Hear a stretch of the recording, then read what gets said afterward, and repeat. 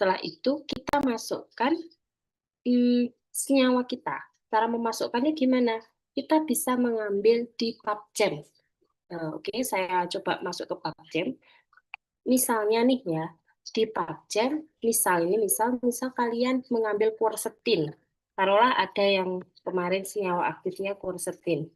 Ini contoh aja. Nanti disesuaikan dengan masing-masing. Nah, di sini mohon maaf ini di layar sudah keluar PubChem ya. Sudah, Bu. Oke. Kemudian kita klik senyawa tersebut. Kemudian kita copy canonical smell-nya. Nah, canonical smell-nya itu yang mana ya? Kita cek. Nah, ini ya. Nah, ini, sorry, smell-nya ini yang kita copy. Kenapa? Karena yang diminta di WPKCSM tadi adalah smell-nya. Terus kita pastekan. Begitu kode smell-nya. Terus kita running, gitu. Runningnya gimana? Kita running semuanya, misalnya atlet ya kita atlet. Nah, nanti kita tunggu. Nah, ini bekerja ya, Dek ya. Ini nanti web yang akan bekerja kalau running jadi masih gerak.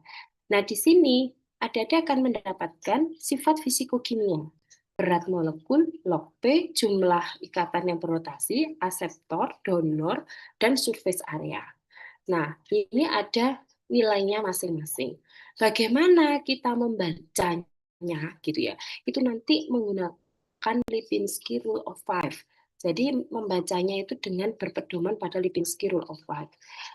Lipinski Rule of Five-nya kebetulan kok tidak ada. Nanti coba kita cek ya di Google. Lipinski Rule of Five.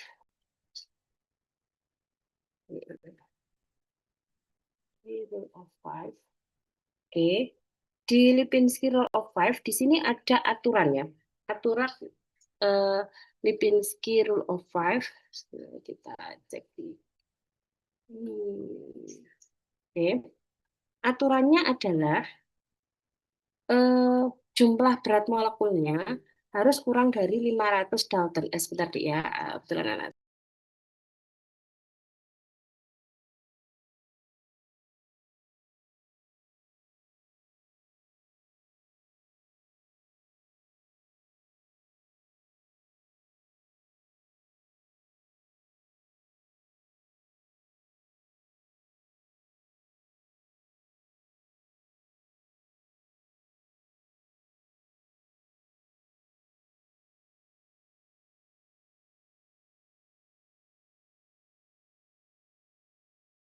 Baik, saya coba ini ya, mohon maaf, apa namanya, off cam ya, tidak memungkinkan untuk ini.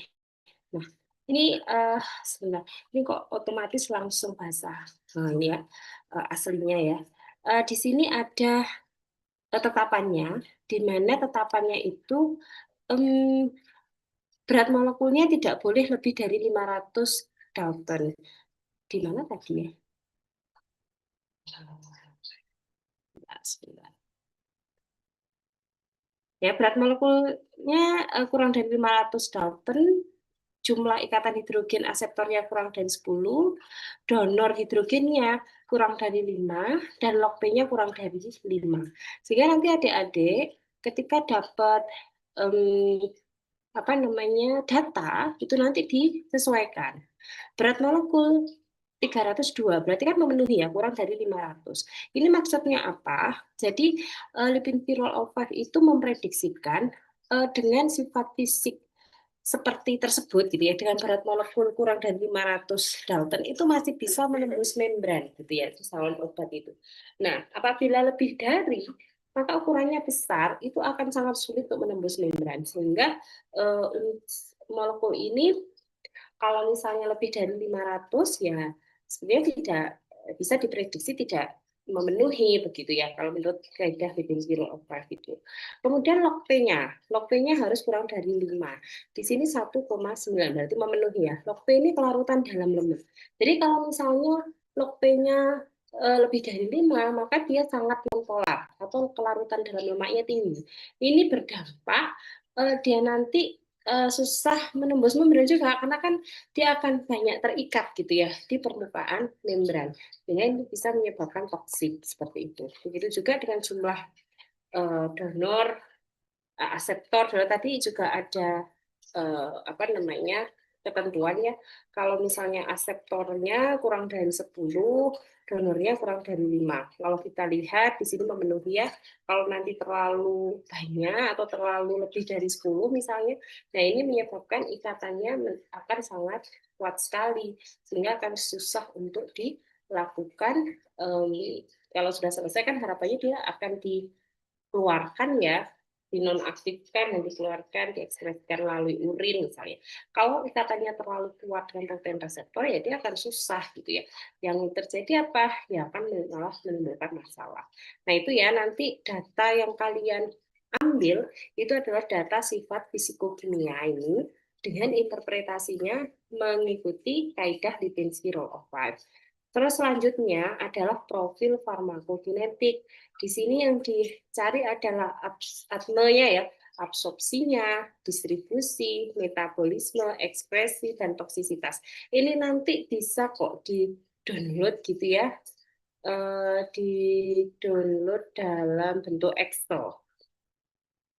Biasanya tuh ada tuh kalau kita sudah ngambil berapa misalnya ada 3 senyawa itu bisa langsung nanti dimasukkan, diprediksikan lewat PKCSM, kemudian kalau satu nggak sepertinya nggak bisa.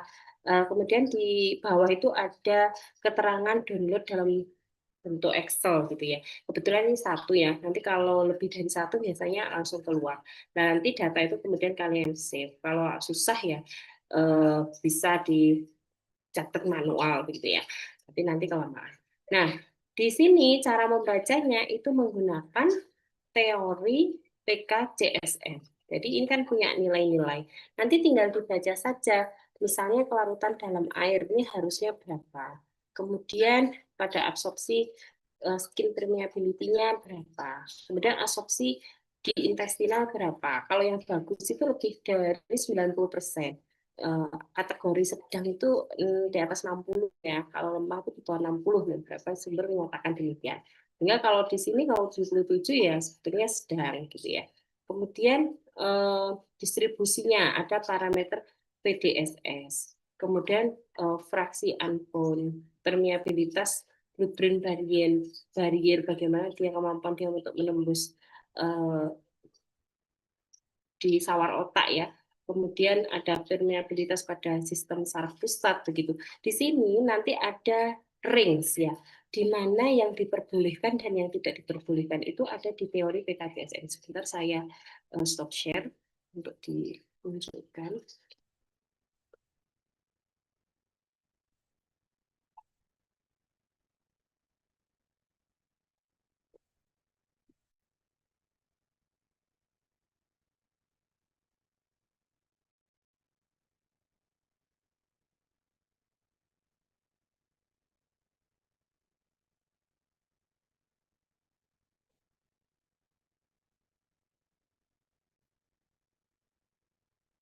Nah, kelihatan ya. Kok modul sih? Sorry, sorry. Mau itu teorinya.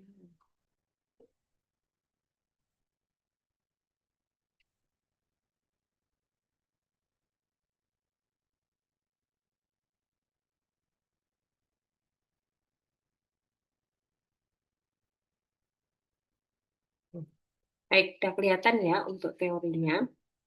Nanti ada bisa download kok di teori PKCSM itu di webnya ada ya di bagian atas sebelah kiri. Nah, di situ bagaimana menginterpretasi data dari PKCSM? Ini absorpsinya di sini dikatakan high, misalnya permeabilitas pada sel COD2 di sini kalau mulai punya nilai lebih dari 0,90. Kalau absorpsi di human interpretasinya kalau kurang dari 30 itu poorly update sangat jelek sekali. Biasanya yang bagus itu lebih dari 90 ya bilangnya gitu. Kemudian ada water solubility-nya di sini nanti dibaca gitu ya sekitar 1708. senyawa kelarutan dalam air itu dalam bentuk log ya, log mol per liter. Begitu juga nanti di sini tinggal baca skin permeability-nya. Kalau log Kp lebih dari min 2,5 berarti dia punya low ya, permeability-nya di kulit. Kemudian distribusinya. Distribusinya ini juga ada nilai ya, batasan-batasan.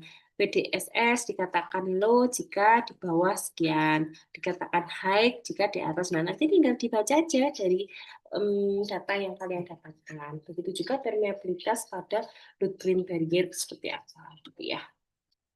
Nah, kemudian untuk metabolisme di sini ada inhibitor sikokrom P450, CYP2D6, dan sebagainya. Ini juga ada cara interpretasinya. Nah, untuk praktikum kita terkait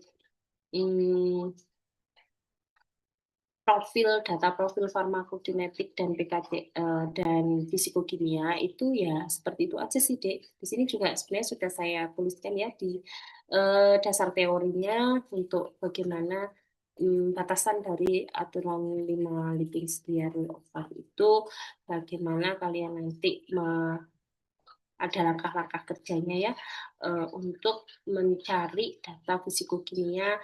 Kemudian dari itu nanti tolong dimasukkan dalam bentuk data hasil senyawanya masing-masing, kan kemarin 3 ya, kemudian nanti dikumpulkan jadi 1 gitu ya. Kemudian dimasukkan nilai-nilainya. Terus ada interpretasi ya, penerapan hukum 5 Lipinski itu artinya interpretasinya itu seperti apa, apakah memenuhi yang mana, yang tidak memenuhi yang mana gitu ya. Kemudian farmakokinetik juga begitu, nanti masing-masing yang data dari PKJSMP tadi dipindah gitu ya ke dalam tabel, kemudian di pembahasannya itu adalah interpretasi dari masing-masing data. Ya, kalau dari praktikum fisikokimia sama profil PKJSM ya cukup itu saja sih, Dek. Mungkin ada pertanyaan?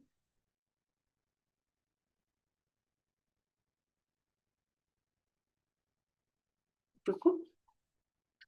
Ya, kalau cukup mungkin bisa saya kembalikan ke Bu Arni ya untuk dilakukan pretest ya terlebih dahulu. Terus nanti untuk dosen apa dosis respon ya, kurva dosis respon nanti diberikan sama dokter Dini. Baik, mungkin itu saja. Terima kasih. Assalamualaikum warahmatullahi wabarakatuh. Waalaikumsalam warahmatullahi wabarakatuh. Terima kasih Bu Yoni. Nanti ini saya pindah ke Toi ya. Okay. Oh, nggih. Ini dokter Dini sepertinya masih kendala jaringan masih. Oh iya iya ya. Iya. Jadi ini saya pretest dulu, gak apa-apa ya Bu ya? Nuan saya tak off. Oh, nggih. Makasih Bu.